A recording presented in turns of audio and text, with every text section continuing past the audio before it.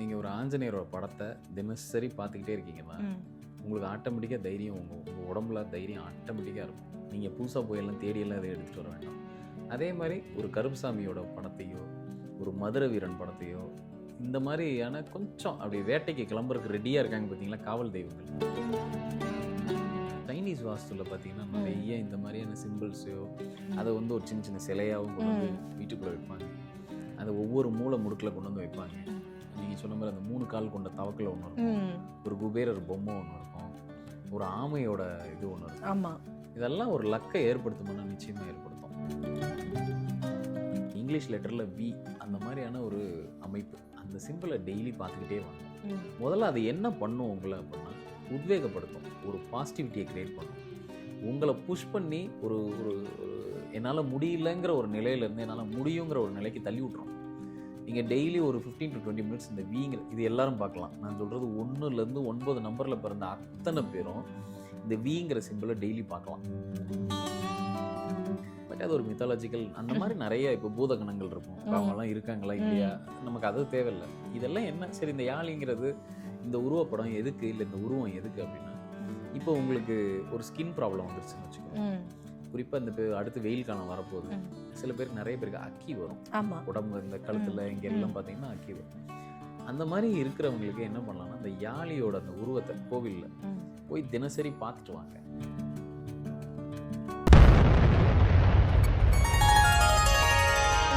Sri மகாஸ் infinity நேயர்களுக்கு நர்மதாவின் அன்பான வணக்கம்.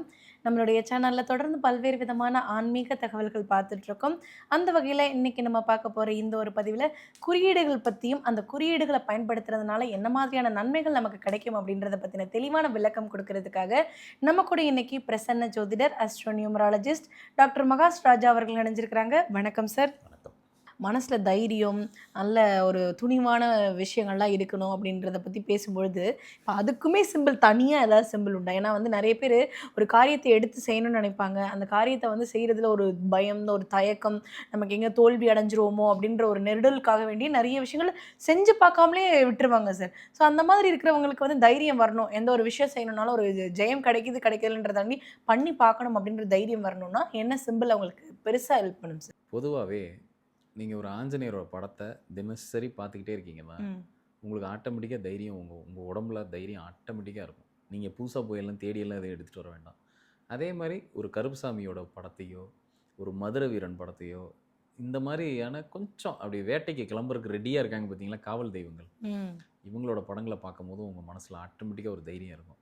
சார் இதனால ஏதாவது வெளியில் போய் அட்டையாக போய் வம்புலப்போமா செய்வோமா அப்படின்னா நமக்கு வர்ற பிரச்சனையை எப்படி எதிர்கொள்கிறதுங்கிறதுல நம்ம, ஏன்னா எல்லாருக்குமே பிரச்சனை வர்றதை வந்து யாரும் தடுக்க முடியாது, அதை நம்ம எப்படி ஹேண்டில் பண்ணுறோங்கிறது தான் விஷயம்.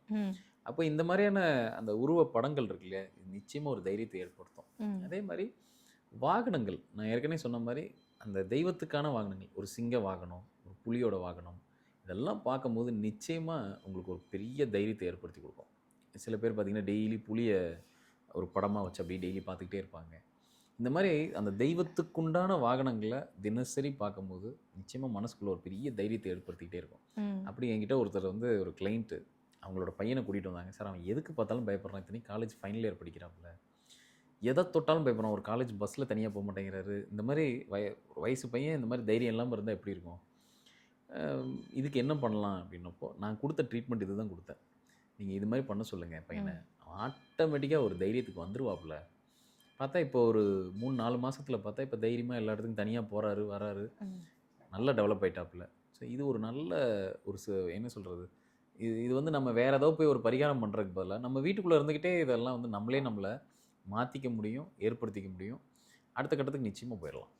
கண்டிப்பாக சார். சரி, இப்போ வந்து வீடுகளில் வந்து பார்த்தீங்க அப்படின்னாலும் கடைகளில் பார்த்தீங்கன்னாலும் இந்த குபேர பொம்மையாக இருக்கட்டும், இல்லை ஒரு தவளையோட இந்த சிலைகளாக இருக்கட்டும், அதெல்லாம் வந்து வைக்கிறாங்க.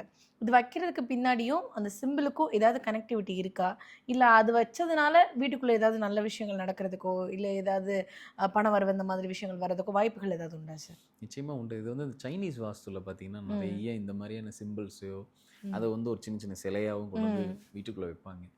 அதை ஒவ்வொரு மூளை முடுக்கில் கொண்டு வந்து வைப்பாங்க. நீங்கள் சொன்ன மாதிரி அந்த 3 கால் கொண்ட தவக்கில் ஒன்று இருக்கும், ஒரு குபேரர் பொம்மை ஒன்று இருக்கும், ஒரு ஆமையோட இது ஒன்று இருக்கும். ஆமாம், இதெல்லாம் ஒரு லக்கை ஏற்படுத்துமானா நிச்சயமாக ஏற்படுத்தும்.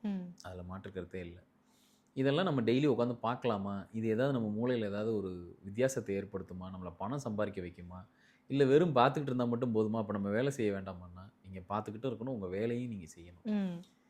முதல்ல இது எல்லாத்துக்கும் மூலதனமாக என்ன பண்ணலாம் அப்படின்னா, வி அப்படி நம்ம இங்கிலீஷ் லெட்டரில் வி அந்த மாதிரியான ஒரு அமைப்பு, அந்த சிம்பிளை டெய்லி பார்த்துக்கிட்டே வாங்க.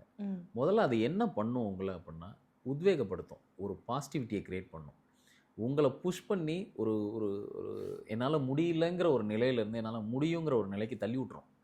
நீங்கள் டெய்லி ஒரு 15 to 20 மினிட்ஸ் இந்த வீங்கிற இது எல்லாரும் பார்க்கலாம். நான் சொல்கிறது 1லேருந்து 9 நம்பரில் பிறந்த அத்தனை பேரும் இந்த வீங்கிற சிம்பிளை டெய்லி பார்க்கலாம்.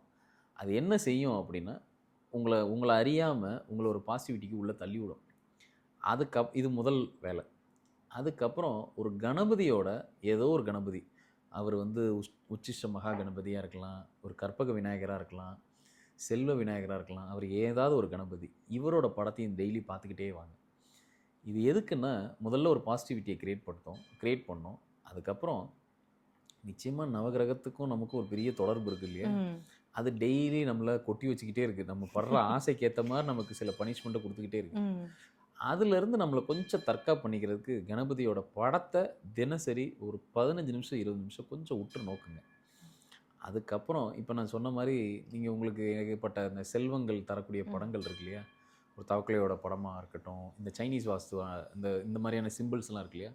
தாராளமாக பயன்படுத்தலாம். அப்போ வேலை செய்யும் பாருங்கள். Okay sir. இப்போ வந்து வீட்டுக்கு முன்னாடி வந்து கண் திருஷ்டி படக்கூடாது, இல்லை வந்துட்டு நெகட்டிவ் எனர்ஜி வரக்கூடாது அப்படின்றதுக்காக நிறைய விஷயங்கள்லாம் வந்து பண்ணுறது உண்டு சார். அதே மாதிரி கோவில்களில் வந்து பார்த்தீங்கன்னா, நீங்கள் கோவிலை பற்றி சொல்லும்போது இந்த ஒரு விஷயம் எனக்கு ஞாபகம் வந்தது.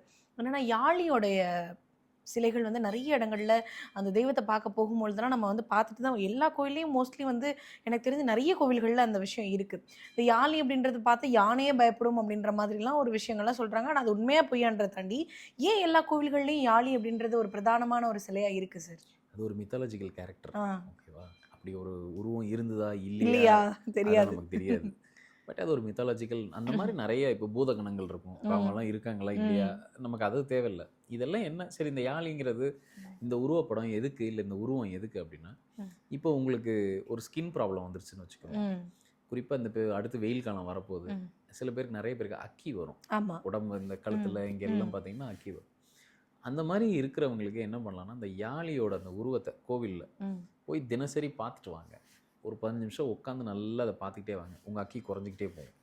ஓகே, அதுக்கும் இதுக்கும் என்ன சம்பந்தம்? ஒரு தொடர்பு இருக்குது. அதே மாதிரி இப்போ எங்கள் ஊர் பக்கம்லாம் பார்த்தீங்க அப்படின்னா, சவுத்துலலாம் பார்த்தீங்க அப்படின்னா, அக்கி யாருக்காவது வந்துருச்சு உடம்புல, வந்து இந்த வெயில் காரணமாக நிறைய அக்கி வருது அப்படின்னா, மண்பாண்டம் செய்கிறாங்க இல்லையா? அவங்கள கூப்பிட்டு, இந்த மண் பாண்டம் செய்கிறவங்கள கூப்பிட்டு, அந்த அக்கி எங்கே வந்திருக்கோ அந்த இடத்துல யாழியோட படத்தை இப்படி கையால் வரைவாங்க.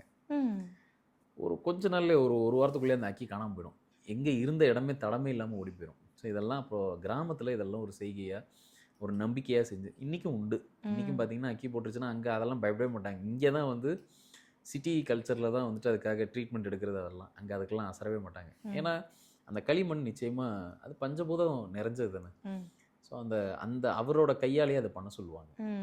அப்படி வரைஞ்சோம்னா அந்த அக்கி ஓடி போயிடும், எங்கே இருக்குன்னே தெரியாது, ஓடி போயிடும். கண்டிப்பாக. ஏன்னா இந்த வெயில் காலத்தில் வந்து நிறைய குழந்தைங்கள்லேருந்து பெரியவங்க வரைக்கும் ஃபேஸ் பண்ணக்கூடிய ஒரு விஷயம் இந்த மாதிரியான ஒரு ப்ராப்ளம் தான். அதுக்கு வந்து யாழி ஒரு தீர்வாக இருக்கும் அப்படின்றது ரொம்ப புதுமையாக இருந்தது சார். அதை தாண்டி வீட்டில் வந்து நிறைய பேருக்கு வந்து இந்த ஹேபிட்டை விட்டுறணும் அப்படின்னு நினைப்பாங்க.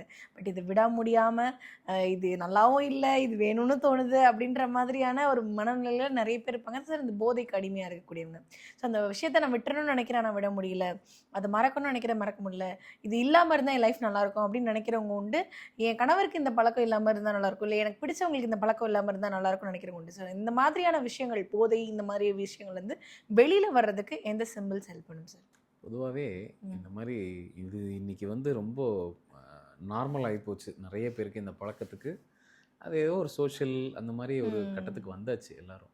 சரி, அது அவங்களோட மனசாட்சிக்கு உட்பட்டது. இதை கொஞ்சம் குறைக்கிறதுக்கு நான் முயற்சி பண்ணலாமா? ஏன்னா அதுலேருந்து சில பேர் வெளியில் வரணும்னு நினைப்பாங்க, பட் அவங்க உடம்பு ஒத்துழைக்காது, அது அந்த மனசு வந்து ஏற்றுக்காது, விடுறதுக்கு அவ்வளோ சீக்கிரத்தில் ஏற்றுக்காது.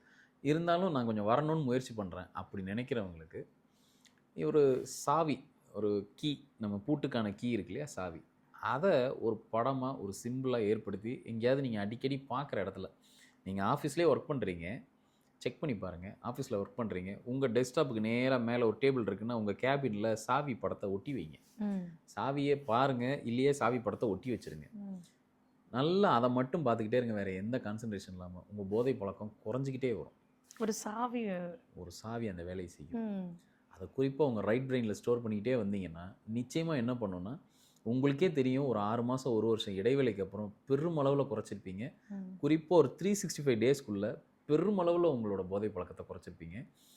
அதுக்கப்புறம் ஒரு கட்டத்துக்கு மேலே இது எதுக்கு வேண்டாம் அப்படிங்கிற ஒரு ஸ்டேஜுக்கு நீங்களே வந்துடுவீங்க. பட் இது ஒரு ப்ராசஸாக நடக்கும்.